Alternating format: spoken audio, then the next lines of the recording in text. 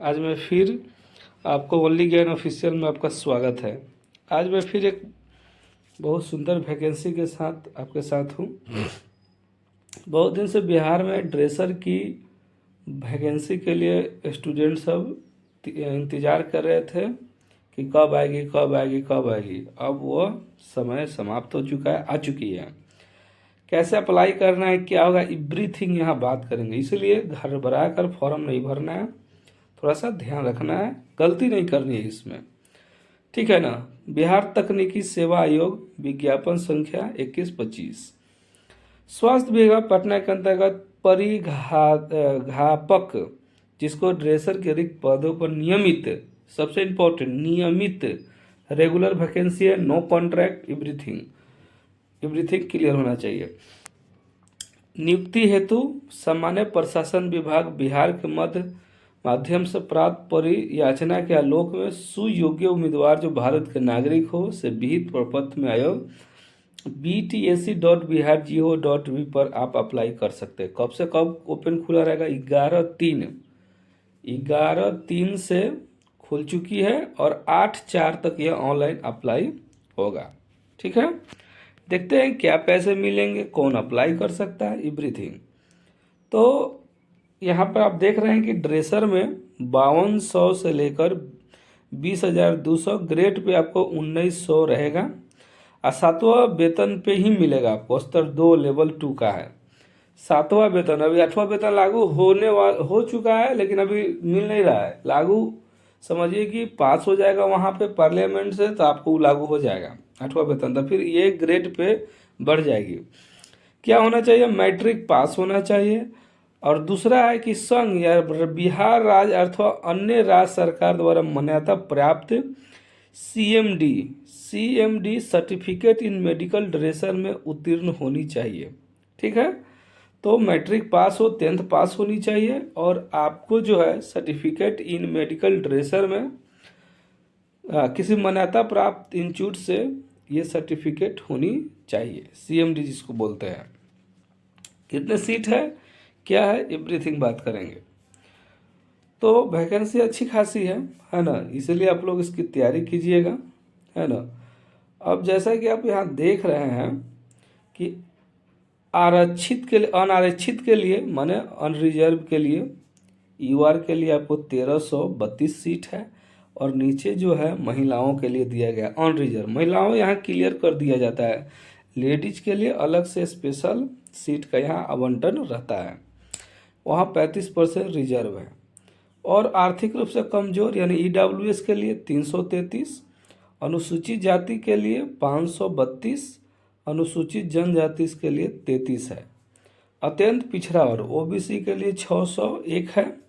और पिछड़ा वर्ग के लिए यहाँ पर बिहार में 2 तरीके की कैटेगरी होती है, BC1 BC2, उसी के वहाँ यहाँ पर क्लियर किया गया है कि BC1 यहाँ पर और BC2 यहाँ पर दिया है। अब पिछड़ा वर्ग की महिलाओं के लिए 100 सीट यहाँ पर दिया गया है।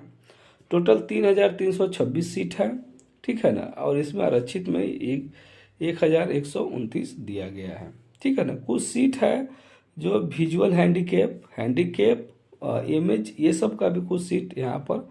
और जो स्वतंत्रता सेनानी के अगर पोता पोती है उनके लिए भी 67 सीट आरक्षित किया गया है, ठीक है।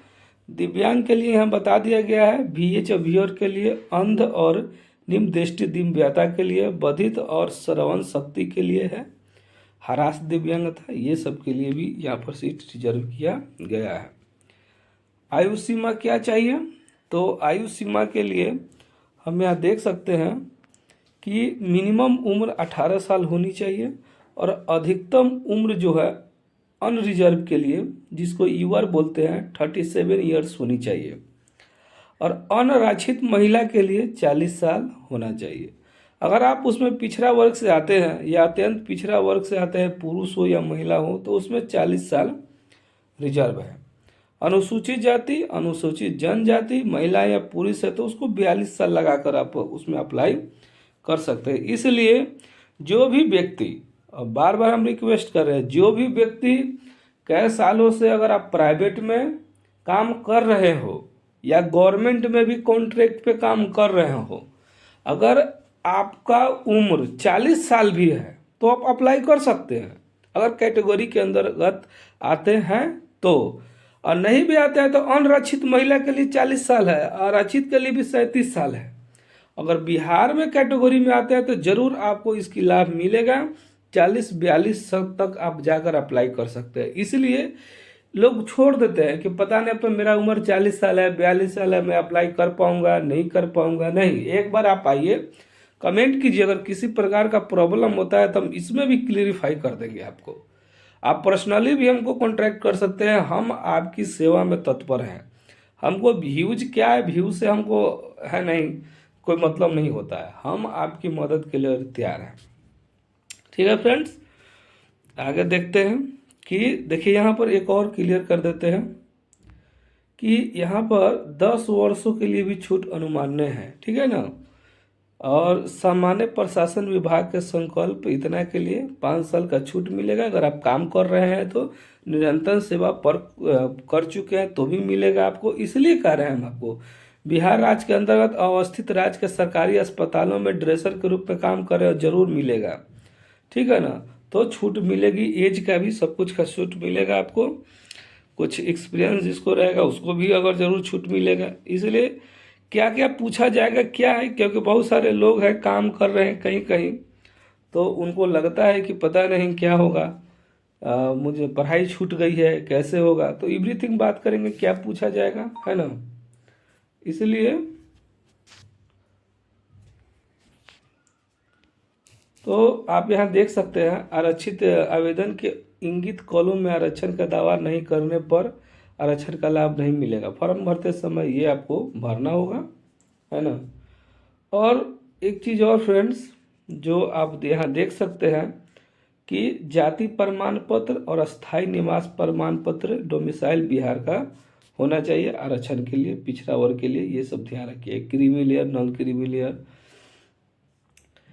फॉर्म कैसे भरना है आपको हम बता दिए, ठीक है। और एक और बात हम आपको यहाँ पे बता देना चाहते हैं, कैसे भरना है, कितने पैसे लगेंगे। ऑनलाइन ही फॉर्म भरना होगा, ठीक है। और सामान्य वर्ग के व्यक्ति के लिए 600 रुपया शुल्क निर्धारित की है। इसके अलावा जो है, जो बिहार के अनुसूचित जाति जनजाति, ये सब बिहार के स्थायी निवासी के लिए 150 रुपया, और आरक्षित अनारक्षित वर्ग के महिला उम्मीदवार राज्य के, बिहार राज्य के स्थायी निवासी हैं तो 150 रुपया लगेगा। और अगर वो राज्य के बाहर के उम्मीदवार, चाहे वो किसी भी वर्ग के महिला पुरुष हो, उसको 600 रुपया ही देना पड़ेगा, ठीक है। अभ्यर्थी जो है internet banking, credit card, UPI के माध्यम से पेमेंट करके फॉर्म को फिल कर सकते हैं।